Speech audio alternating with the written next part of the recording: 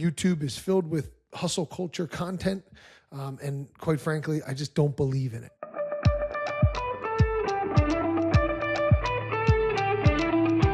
Welcome back to another episode of the Built Different podcast. I'm your host, Eric Tilghman, the CEO of Tilghman Builders. Our mission in business and the goal for this podcast is to change the industry standard and what it means to be a contractor. On this podcast, we hope to inspire other contractors to follow our lead in business, and we will highlight the ways our culture-first approach has affected our team members, clients, and our overall product in a positive way. The old way of running a construction company doesn't work. And we are here to spread a surprising message to the world about what it means to be a contractor and what it takes to get there. So on today's episode, we will be talking all about hustle culture. It's a common theme of our industry. You may have heard this. It's, YouTube is filled with hustle culture content. And quite frankly, I just don't believe in it. I used to kind of put pressure on myself and believe that was important to succeed. And certainly it takes a lot of hard work to succeed. But hustle culture is a different thing. So let's dive into that. So construction certainly runs on hustle culture. I would imagine a lot of industries do. Long hours, weekends, pushing no matter what, and in our industry, honestly, a lot of companies, it is their culture, hustle culture, and they almost wear it like a badge of honor. I've seen it. I know guys that do this.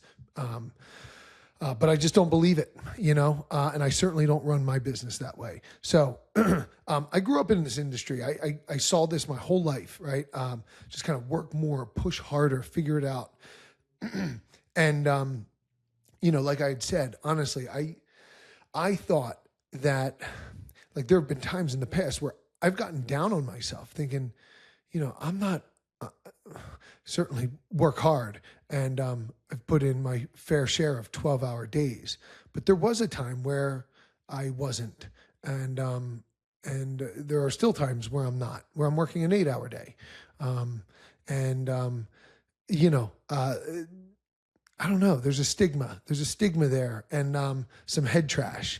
But let's keep going here. So, the more I really see hustle culture, the more I realize it actually doesn't build great companies. It really just leads to burnout, or other things, and we'll get into those things. So, hustle culture might sound good on the surface, and it's funny coming off of my last solo episode about office chatter and about having a sense of urgency and things like that. But this is the opposite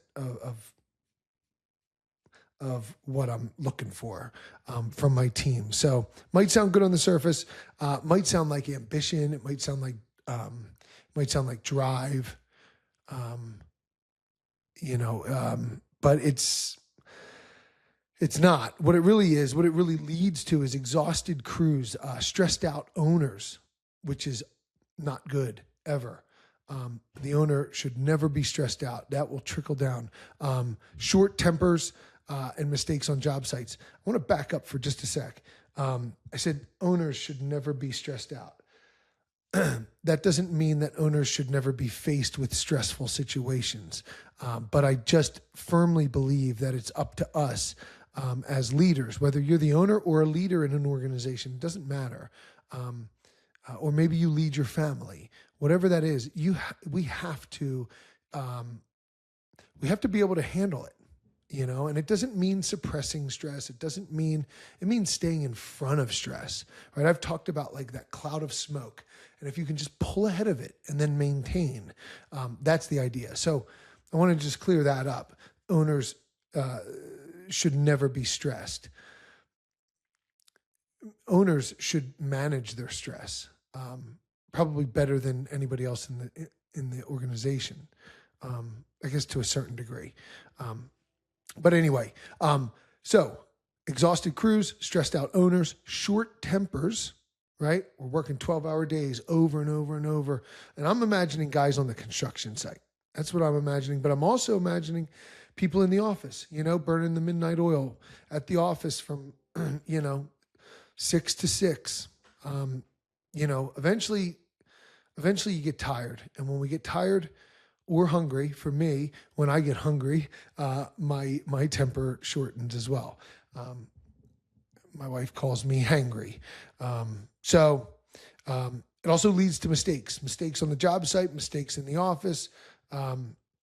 But it also will creep into someone's personal life, into their family life.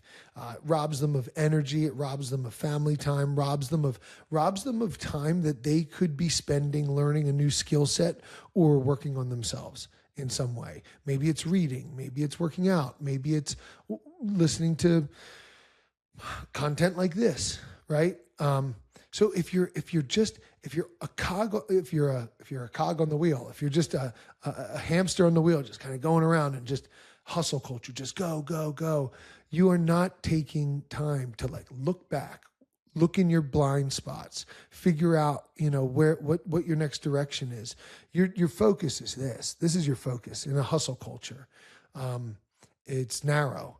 And when as a leader of a company, your vision cannot be narrow. It has to be wide, and you have to slow down and you have to look around. We all have our things that we have to do. We all have our tasks. For me, I do sales in this company, and then I oversee departments. But when I'm not doing those things, it's so important to take that time, relax. Don't think about the problems. Think about that wide angle lens. So it robs us of that time, right? It robs our team of that time that they could be learning a new skill, developing themselves as a person, or watching content like this. Hustle culture keeps you stuck. So I just described that, really, right? We think we're doing the right thing. We think that because we're motoring through work and we're putting in 12-hour days and we're doing all this important work. The work is important, but hustle culture keeps you stuck. It keeps you blind to the fact that you are doing the wrong tasks. We'll keep going on that. Eventually, I think hustle culture changes a person, which is really sad. And I think that it can harden somebody, and then really just everybody accepts it as this is just kind of the way that it is. In our industry, I'm telling you, this is real. For all you construction business owners out there, you would know. Maybe your company doesn't operate on hustle culture, but you know ones that do. So I'm just trying to bring light to those companies or that way of life, and I'm just expressing my opinion that I don't think that that's the way to do it. And look, you don't have to operate on hustle culture to be tough. I use every single minute of my day. I'm up at 4, I go to bed at 9, and boy, when I hit the bed, you can ask my wife, I am asleep in minutes. I leave everything out there. I do. And a lot of people do. I feel like, well, a lot of people do. But rather than, I would never stay up till 10 o'clock at night working.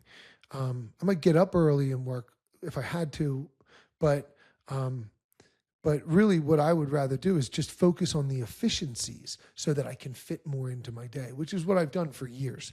And I think that a lot of business owners see things that way. So, I'm certainly not, this isn't really anything new. But rather than working longer, just work smarter, right? We've heard that. Work smarter, not harder. We hear these things, but they don't make sense, or we don't apply them. So anyhow, we want to focus on efficiencies rather than packing more into a day. So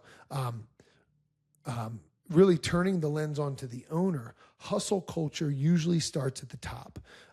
And really when I hear hustle culture, what I really hear is inefficiencies, poor planning, maybe deadlines are unrealistic, systems aren't tight. That's really what I hear. So, the solution to that in a company that honors and wears as a badge of honor hustle culture, the answer is just push harder, work longer, squeeze more out of the team, like a rag, like a wet rag, and you're just going to squeeze everything out of your team. That is that is a failure waiting to happen. What does failure look like? Well, team members that quit, team members that get upset, team members that demand more money, just because of the rate and of pace that they have to operate at, or it could be the company goes under. I mean, look, leadership is so important, and everybody leads in a different way. I'm not saying my leadership qualities are the best. I lead a certain way, and I'm always learning and trying to adapt. And sometimes I go too far one direction, and I have to bring it back and dial it up in a different direction. But ultimately, the company becomes the leader. So it's easier to demand more effort than it is to build something better. And look, my team respects me, right? But there's a few different reasons why. It's one reason is because, first off, we work really hard. Everybody in here works really, really hard. But there are times where something goes wrong, or a deadline gets pushed up for one reason or another, and the work becomes really hard, and we got to stay late, and we got to work fast and hard and smart and diligent. And there's times in business where it's brutal, right? It's really, really hard, and it leaves you gassed at the end of the day. I believe that a person should only tolerate so much of that. It's part of my core beliefs. I mean, you can't just keep doing that. Like, eventually you're going to ruin your life, and it's not going to be any fun at all. So like, when those things happen, I think time and time again, my team has watched me jump into action for them. So maybe we're talking about a problem, and it's like, I have to work until 6 o'clock tonight to get this pricing done. And I'm not speaking about me. I mean, one of my team members has to work late, 6 o'clock, to get the stuff done, or whatever the thing is. I'll kind of hear that. I'll hear the problem. And, sometimes I'll blurt out a solution, but oftentimes I'll blurt out a solution to the system failure, right? Like, it's a breakdown in system. And so I immediately want to prevent that from happening to that person again. I mean, everybody is expected to leave here on time. That's what I want. So, so really, I think that's important. That's an important thing to note. It's not why I do it. I just do it because I genuinely I want them to love their job, right? I want them to love their job. That is a fact. And I want to love my job too. So we'll get into kind of treating your team members the way that you treat yourself. So then we'll talk about, how do we treat ourselves? So this is where I kind of want to slow it down. I don't want that kind of life. I don't want this fast, crazy, ridiculous life. I want it to be calm. I want to be able to think clearly. I want to be able to be present, whether it's present at work or present with my kids or present with my family. Wherever I want to be, I just want to be there. If I'm in the gym, I just want to be there. If I'm on the treadmill, I just want to be there. If I'm at my son's baseball game, that's where I want to be. I don't want to be in multiple places. And it's hard when you run a company. It's hard because you are always thinking about the company. At least I think certain personalities are, and I certainly fit that description. So sometimes it can just feel like a lot of work, or like work constantly. So anyhow, some things that I do in my life to calm things down. I wake up early, but I don't rush, right? I don't get up early, and then 30 minutes later, jump in my truck and drive to the job site. Like, no way. I wake up early, but I don't rush. I start my day slow. I give myself space to think. I take hours to myself in the morning. And I will never not do that. I never go to work without a workout. every week I get my hair cut every week. I got it cut today. And I just sit there. I turn my phone off. I should have turned it off for this podcast. But I just turn my phone off. I sit there. I relax. I close my eyes. I get my hair cut, and then I roll. But for me, it's just, I don't know. I want to treat myself like a human, at least part of the time. Because it is tempting to work hard and really hard. But hustle culture wouldn't allow that. Hustle culture would not let you feel comfortable with a 1 p.m. haircut plus travel time, So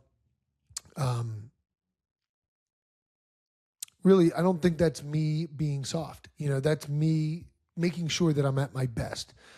Simon Sinek has an awesome story he tells. He talks about there's two guys chopping wood with an axe. Okay. They both show up at the exact same time. They both leave at the exact same time. And all they're doing is just chopping wood with an axe. Now, the difference is one guy chops more wood than the other guy every single day, day after day after day.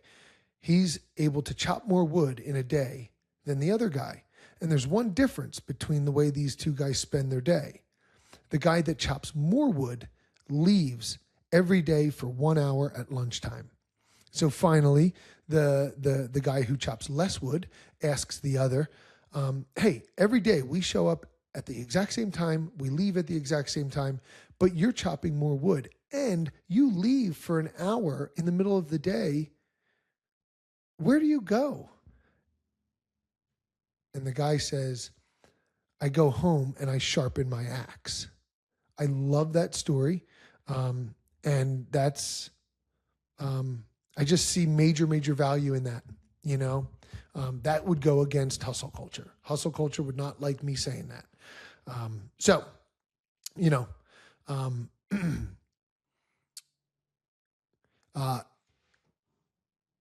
In terms of leadership, I just think that however you treat yourself is ultimately how you treat others. Your standards for yourself are oftentimes your standards for others, especially your employees. Perhaps it wouldn't be very healthy to have your standards be the standards you have for your family or maybe your family, but your friends or your extended family.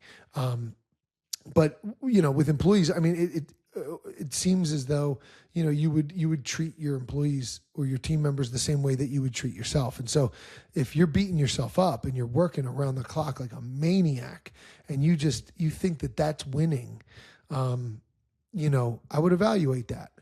And be careful because you'll expect that from your team. And I'm just afraid that would cause burnout and ultimately a bad product or unhappy customers and ultimately people quitting the company. So, whatever.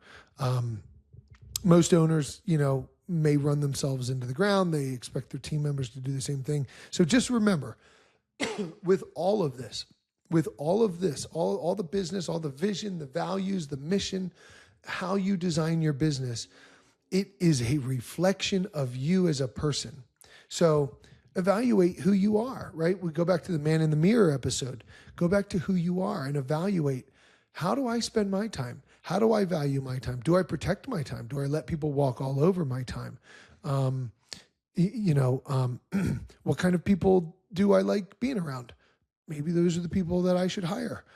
What's important to me? Maybe that should be important to the business. There's 3 things that are important to me: honesty, accountability, and kindness. I do not tell lies. 1. Number 2,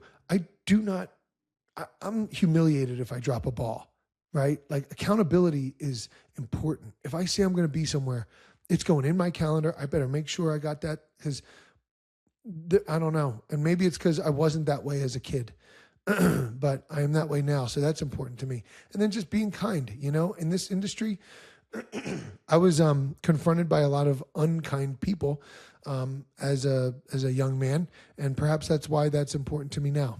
Maybe that's why, I'm nice to my team members and my vendors and my subs, and obviously and to clients, but not obviously to clients. It's all the same.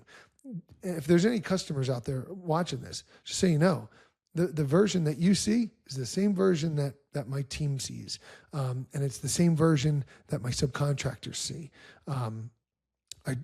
So be you, take yourself everywhere, and let the business be a reflection of who you are. Otherwise, it's going to be really tiring at the end of your day, and it's going to feel like work. So yeah. Let's see here. In our company, we don't glorify overtime. We want the work done during working hours. We want our guys going home on time. We want them with their families, because at the end of the day, these guys aren't just carpenters, they're husbands, they're fathers, they're people with real lives, and it's easy for us to forget that, but we can't, they care about stuff too. So always consider that. And if you say that you care about your team, well, then that has to show up in the way that you structure the work, right? So in my world, right now, I go out and I meet new people that want work done on their home. I come back and then I schedule that design to be done on our designer's calendar. I then schedule that work to be done on our estimator's calendar. Now, have I made the mistake in the past by overloading that calendar? Yeah. But I was quick to respond to the feedback. Hey, Eric, this deadline's way too tight. Well, like now I'm real careful. I don't want to overload them. I mean what I say. I want you to go home. If somebody's here till 6, it makes me feel uncomfortable. Something's wrong. I don't want that. I want you to go home. I want you to enjoy your life. Anyhow.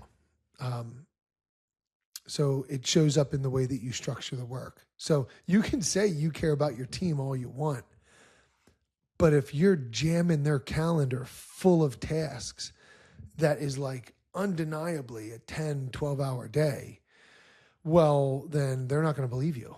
They're not going to believe that you care, nor should they. So, if I could tie this back to our values, it ties in pretty nicely. Honesty. So honesty, accountability, and kindness. Honesty, being real about what timelines and workloads should look like. Okay, like being real. Like I can't look at my estimators and say that this 2-story addition is an 8-hour estimate. They would lose trust.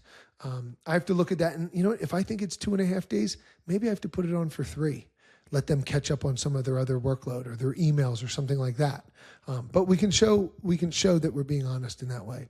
Accountability, planning jobs the right way so chaos isn't the default, right? So this would be more like this in my world, in operations, this would be, laying out the project schedule so that it's actually realistic. Otherwise, the guys in the field are going to have that burnout. So not only do I have to carry this hustle culture is bad vibe, I have to pass it to my other leaders, right? Like I don't schedule work for the field crew. JP does, our operations manager. And so he has to have that same intention. But in my world, planning jobs the right way so chaos is not the default. That would be like me doing this. I would schedule the estimate to be done, but then I would schedule the meeting with the client the very next morning. Like that's dangerous, right? Like let me add 1 or 2 days of fluff in there just in case. What if there's a mistake? It gives us some time to fix it. So we don't want to default to chaos. And their life outside of work. That's really important. I may have cut out right there. I hit the mute button. This is not separate from culture. This is culture. And it really starts with how you view your team members. How do you value them? That's gonna, I mean, that's really the secret. Show your team that you care. What's the best way to show my team that I care? Care. I'll keep saying that because I just feel so strongly about that. The best way to improve your leadership is just spend some time in the morning and be grateful for the team that you're about to be with at work. Like, be glad you're not alone. Be glad you don't have to do this all alone. I just think that's number one. And then the bigger point here, the industry says, and I was tricked early on, and it really made me feel bad. It says that if you're not hustling, you're falling behind. Now, if you watched me walk across the parking lot, like, I don't walk slow. I hustle. Everywhere I go, I hustle. I hustle in everything I do. It's not about that. It's about if you're not like grinding. Like, I've heard other contractors say, we're sharks. We're nonstop. We're cutthroat. We go hard. Stuff like that. It's like, I don't know. I just don't think that that's the way. But I think that if your business only works, like if you can only hit your timelines when everyone is exhausted, then something's broken for sure. I don't know how to clean that up. Just bringing attention to it. And eventually it catches up to you in your work, in your team, in your own life, for sure. So, in closing, I'm not building a company that runs on hustle. I'm building one that is sustainable. The decisions I make in this business, they are not short-term. They're long-term, and some of them cause short-term pain. Some of them cost money. But I just believe in that. So I want to think long-term. I want to think sustainable. And then one that people actually want to be a part of. The people that work in this company, they love this company. They love it. Nobody quits. And if somebody were asked to leave, it would be a really, really sad day for them. I promise. I also want to build a business that lasts, lasts a long time after I'm gone. I want the business to grow big, and I want to affect as many people as I possibly can. That's the reason for this podcast, by the way. I've been getting that question a lot. Who's your target audience? My target audience is other contractors. And then I get the question, so why are you telling them your secret? Well, and maybe there's a whole nother podcast there, but the reason is, sorry, I'm late for baseball practice. The reason for sharing my secret here with other contractors is because I'm not a gatekeeper. I don't have a scarcity mindset. I think that there's plenty to go around. And honestly, I want to change the construction industry. I do. I grew up in this industry. It's got issues. There's other guys out there doing a great job, trying things like I'm trying. I'm not the only one, but it's our mission to change the industry nationwide, period. We're not in a position to open up a second location. So we're starting a podcast, and I just hope that I can reach people. Cause I just, it's almost like raising prices. It's like, we could raise our prices. I'd rather not. Honestly, I'd rather not raise my prices. I would rather get to meet more homeowners, and get them on our job board, affect them in a positive way, and then hire more employees and affect them in a positive way. Like, I think at some point leadership has to move, and it has to be about impact. It has to be about service and bringing value to people, and I don't know, just affecting people in a positive way. That really motivates me, and I'm sticking to it.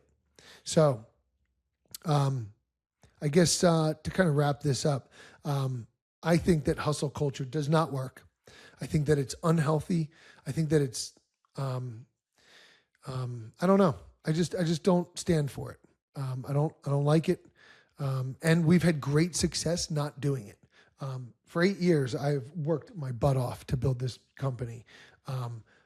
But I wouldn't say it was hustle culture.